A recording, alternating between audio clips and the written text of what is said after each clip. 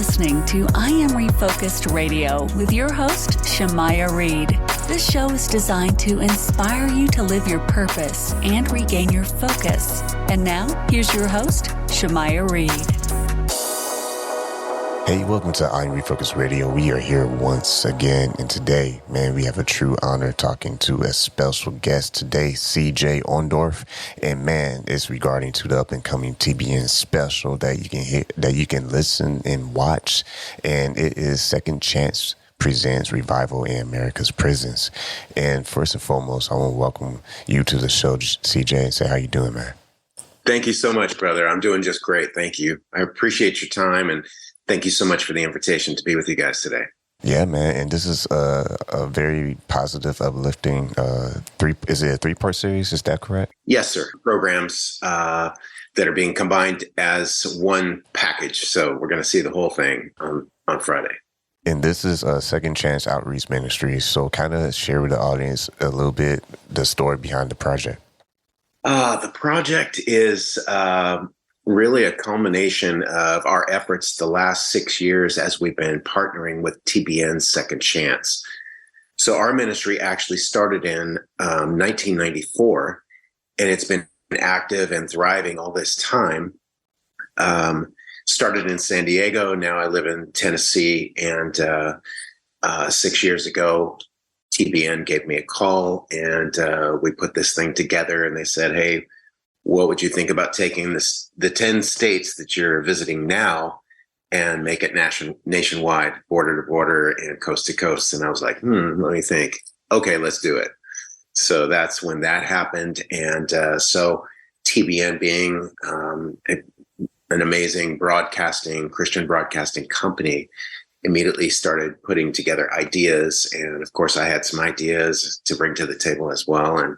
And so what you'll see Friday is 3 different hour-long programs with different people that I've met along the way that have these just unbelievable stories. And it's kind of taking a look into what would happen if the Lord had us write another testament, of these amazing stories of his incredible breakthrough power, because he is alive and well, brother. And so that's what our desire is, to show that the Lord is actively involved in changing people's lives radically.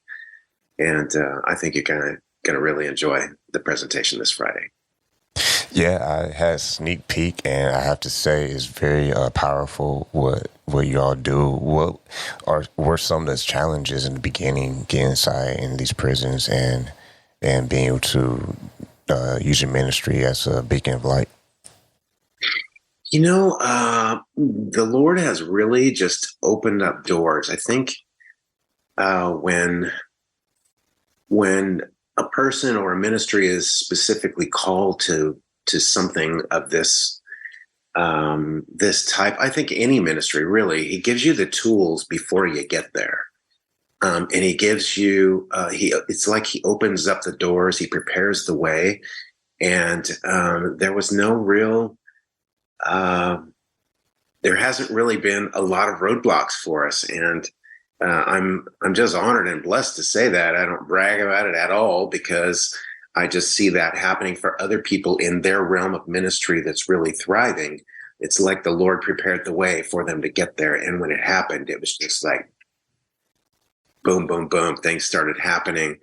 And that's how I knew. In fact, the year that I found prison ministry, I had basically just said, okay, Lord, I've been doing some good things in your kingdom, but I want to find my thing. I want to find exactly where I'm called and exactly where you want me. And I said, I'm going to say yes for the next year, for the next 12 months. I'm going to say yes to every single opportunity that comes my way. I'm not going to ask about money. I'm not going to ask about crowd size. I'm going to, some of the peripheral things that we sometimes think are important. I just said, I'm not going to ask any questions. I'm not going to make any demands. I'm going to say yes to every single one. And at the end of this year, I believe I'm going to know beyond a shadow of a doubt which direction I'm supposed to go. And that's exactly what happened. As I got to that 12-month marker, I looked back and I was just like, man, God's blessing was on prisons. And, it was much, much smaller and much more at the beginning stages, if you will. It started in fire camps in California. Fire camps are small little camps with usually about 200 people in the camp. And, we would go there and sometimes we'd have 10 guys, sometimes we'd have 35 guys or ladies in the women's camps. And, man, the fruit was just there immediately though. And, as we were faithful in the small things, God started bringing, bigger things to us. And it's not like the big is better. It really isn't. It's just, I think once the Lord sees your faithfulness and he sees your heart and sees your dedication, he wants to have more people hear, the message and to see what's going on. So, man, I'm just so honored to see what the Lord has done in the last 29 years. You listen on Refocus Radio, talking to our guest, CJ Orndorff, and all of this is about the TBN special. TBN Second Chance presents Revival in America's Prisons. And we know it's going to air April 28th is the correct time. You can correct me if I'm wrong. Is it 8 p.m. Eastern time? Yes, sir. So that would start at 5 o'clock in California. And for each one of those hours afterwards, a new special is coming up, a new segment, if you will. There's 3 of them together back to back. And the camera really takes us behind the scenes and gives us a very intimate look in the prison. So for your experience, what has the environment been like? Because I can only imagine there could be some thoughts going through your mind every now and then, but at the same time, you're still on a mission to inspire. Yeah. There's certainly there's a danger factor that plays in, and I think everybody thinks of that. And I definitely thought about that in the first moments, the early days of the ministry. I had no idea what it would be like to go into maximum security or a place like Pelican Bay or Angola or Rikers Island for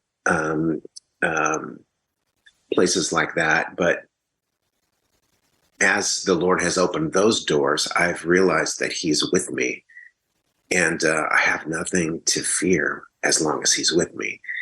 And I was not raised in what you would say typical, what people expect prison culture.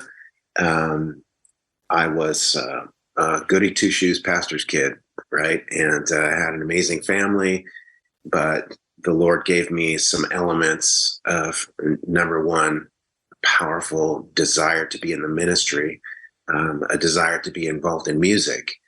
And of course, I have that male, I want to jump out of an airplane, ride a fast motorcycle kind of thing about me. I'm an adventure junkie. You know what I mean? I love that.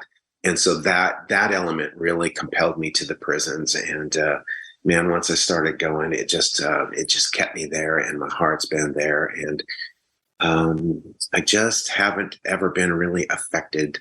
I've had some moments where I'm just a little cautious, but never in fear for my life or anything like that. The Lord has just given me a boldness and a way to connect to people even that are completely different than I am. And usually, in fact, on the outside, if I meet somebody, I can just run across somebody on the street and he's tatted up, and I can tell, man, this guy just got out of prison, or he did a bunch of time in prison. I just have this connection, and I walk up and say hello, shake their hand or whatever. They're cool to me. I'm cool to them. And it's just a wonderful thing what the Lord has done. Your team has also, like I said, I had honored to have a sneak peek. Your team also follows some individuals, and one of the individuals that I really was impressed with and inspired by was they talked to the people in prison, and they themselves did time. And I thought that was very powerful to illustrate, giving that a sense of hope. Absolutely. There's gentlemen that I've met along the way that I have just had this immediate connection with. And I love featuring them on some of these programs. You're going to see a bunch of that Friday night. Some brothers that I just absolutely dearly love that when I first met them in prison, they were my homies. It was like, there was no question. There was just this immediate connection. And so when and I never thought they would get out. I mean, two of the guys were sentenced to life without parole.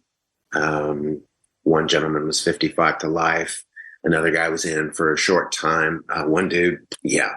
I mean, for all intents and purposes, we should not have a friendship on the outside, but God. And I'm so anxious for everybody to meet them this Friday because they are just so tapped into their calling. And they were the moment that I met them. And that's what really, really rang my bell with them. It was like, wow, this guy knows where he's going. I want to be friends with him, and it was just those lifelong relationships that were culminated at that time. And now I get to minister with them on the outs. So when people go watch that on the 28th at 8 p.m. Eastern time on TBN, what do you hope that people can appreciate and learn from these individuals and looking through their stories? What we want them to receive and what's at the top of my heart right now is just that God isn't just an amazing God because of what he did in Bible times. It's not just, the miracle of Jonah. It's not just the miracle of Samson and, the miracles that Jesus saw and demonstrated for everyone. He is actively involved in the church today. And if we will just pull on that miracle working power, God changes lives. I mean, radically changes lives. And you're going to see a lot of that amazing miracle transformation this Friday night. And that's the point of the whole thing.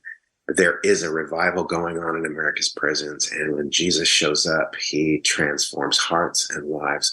I still get letters today. In fact, yesterday, this young lady wrote in and she just said, man, I just want you to know that your music, your message, full of hope and full of joy has completely revolutionized my hunger for life. I want to have I want that music in my life, and I want to hear that message that God loves me, and that even though I'm treated poorly by other inmates or by staff or whatever, I'm just not getting what I need. I know I can always turn to the Father, and if I ever need to be reminded, she says, "Boy, I just turn on CJ one more time," and it's really awesome because of the new tablet technology.